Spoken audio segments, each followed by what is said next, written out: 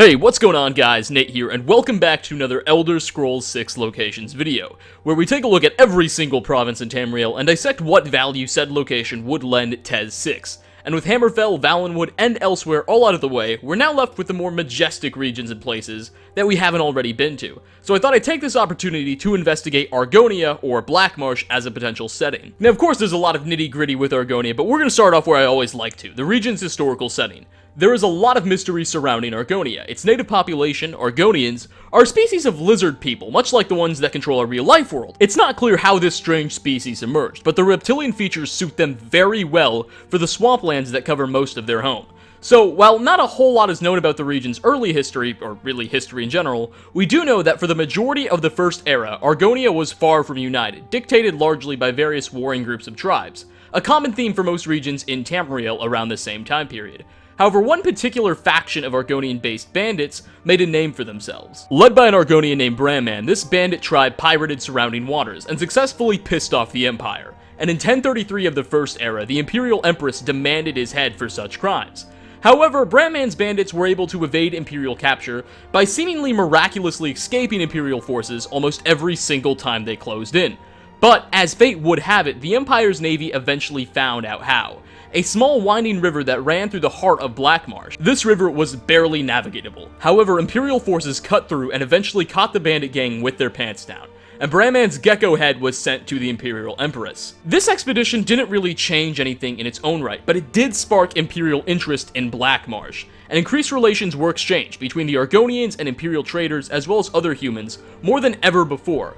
But eventually, in 2811 of the First Era, the Empire decided to do what the Empire likes to do, and invaded Argonia again. Keep in mind, this region still wasn't unified, and while some tribes attempted to band together, their forces were crushed, and what was left of the native Argonian population that could, retreated to Hellstorm, a heavily fortified city in the heart of Black Marsh, where the terrible swamps and terrain conditions prevented the Imperial armies from ever coming close. As for the Argonians that couldn't make the journey to this last independent holdout, they were largely subjected to awful conditions after the collapse of the region. Imperial officers became regional warlords, selling Argonians like slaves, and the Dark Elves of Morrowind also crossed Black Marsh's borders and enslaved entire tribes worth of Argonians. With little regard to its native population, the Empire turned Argonia into a prison colony, where prisoners and inmates considered too horrible to be kept in the normal dungeons were sent. But in the Second Era, Argonians would get a little bit of relief. A terrible plague broke out in the region, a flu that infected and killed almost anything that wasn't reptilian, sparing the Argonians but decimating their Imperial and Dunmer rulers. For 40 years, until 600 of the Second Era, this plague wreaked havoc, and when it finally seemed to have vanished, none of the previous occupiers had any desire to return, for fear of such a disease resurfacing. And while the Dark Elves of Morrowind still sent the occasional raiding party, the long-term occupation of Argonia was seemingly over for now. For a very short time, the Argonians were able to venture back out of their fortress in Hellstorm and begin to rebuild. Tribes and villages sprouted up once more. And then Tiber Septim came with an invading army. He denied the Argonians their terrain advantage by only attacking them in open ground away from their swamps, and easily subdued the entire region under Imperial subjection. However, the inner swamps and Hellstorm were also again spared. Tiber Septim didn't want to march his legions within that territory. So by the Third Era, nearly all of Argonia, save Hellstorm, was assimilated into the Empire. Imperial rule continued for quite a few hundred years, but in the late Third Era, the Oblivion Crisis emerged, and the Empire was in complete shambles. The Argonians, however, were prepared to take on these Daedra, thanks to what was called the Hist. The Hist were a very large group of sentient trees that seemed to be connected in a web of sorts through their roots. Very mysterious. However, thanks to these trees and their environmentally friendly attitude, the Argonians were ready for what was coming. Now, don't ask me how they were saved by these trees, because your guess is as good as mine, but they were. And following the crisis in the Fourth Era, Argonia was able to succeed from the Empire, thanks to being left almost completely intact by the earlier mentioned crisis, while the Empire was too busy trying not to collapse in on itself. Within Argonia and the competing tribes, one tribe known as the An-Exil were able to become the dominant unifying political force in the region, and even got powerful enough to successfully invade Morrowind for a short period of time. And now with the conflict between the Thalmor and the Empire, the Anaxile and Argonia seem to be one of the very few factions declaring neutrality, and that is where we remain right now. And by the time the Elder Scrolls V takes place, it would seem that Argonia is enjoying one of its rare periods of independence, where it's led by Argonians and not subjected by some outside empire like the Imperials or Morrowind. So what happens now? How would this lay a successful foundation for a future Elder Scrolls 6 game? Well, one of the things it seems like Bethesda always looks for when picking a location is geographical diversity. They really like to get to play with their terrain, and Argonia doesn't seem to offer that opportunity, which interests me. It's at large one giant swamp with some marshlands and a few archipelagos in its southern regions. That said, however, Argonia does appear to be the largest region in all of Tamriel. Furthermore, a game centered in Argonia doesn't have to take place exclusively there. Bethesda could try to incorporate areas of southern Morrowind, maybe the eastern portions of Imperial territory, maybe even a little bit of elsewhere as well. They could incorporate a lot of other regions, but still focus the game in Argonia, which in my opinion would be the only real logical way to do this. A lot of Argonia is just dark swamps again, and that might be something that becomes relatively repetitive to the player.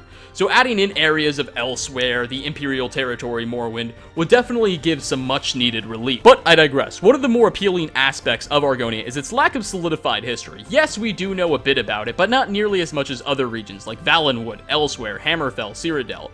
We don't know a whole lot of Argonia. It is definitely what I'd argue to be the second most mysterious place in the region, just due to the fundamental lack of things we know about it. And Bethesda likes that. They like getting that little extra bit of flexibility in developing a storyline. So I think it very much is possible that Bethesda may choose this region just for that purpose alone. Something that may both help or hinder Argonia's case, much like Elsewhere, is the player's lack of familiarity with the culture. You know, Oblivion, Skyrim, they both showed off environments dominated by people, reflecting mankind itself in the late antiquity / early medieval era. We recognized human buildings, man-made cities, and largely did most of our talking to with other people. And Bethesda may be either very excited or very concerned about breaking away from that human norm, which they would have to do to make a game in Argonia. They may want something different, something a lot more unique that the player hasn't seen before, or they might say, well, wait a minute, our previous formula has been working very well. Skyrim, Oblivion, they sold much better than previous games. Let's just keep doing this and go somewhere like Hammerfell again. As to how the actual story would play out, that brings me with a lot of questions too. You know, the biggest, most significant event that took place here was the Hist and those trees helping the Argonians fend off the Daedra during the Oblivion Crisis. However, we know Bethesda probably wouldn't want to go back to that exact same time period again, considering they already made a game centered upon it. So if Bethesda were to make a game in Argonia, I believe they would either have to go very, very early when the region was dominated by those bandits I mentioned, or sometime in the significant future, seeing as right now, it seems like Argonia is largely for the most part tranquil. And as for me personally, I'm not exactly sure if I'd particularly like to see a game in Argonia. Yes, that exotic nature is very appealing to me, but its fundamental lack of geographical diversity and consistently dark weather and whatnot really puts a damp light on that. Personally, I don't think I'd be very happy running around marshy swamps all day. I'd like something a little bit different. I'd like to be spiced up a bit by Bethesda, and it would be very difficult to do that with Argonia, even if they decided to incorporate areas of other provinces again, like Southern Morrowind and whatnot. But if there's one studio I would trust in doing this, it would most likely be Bethesda, so we'll see what happens. Anyway guys, I hope you enjoyed the video. If you did, please feel free to leave a like down below, dislike if you did not, and I hope to see you all in my next one. Peace out, everybody.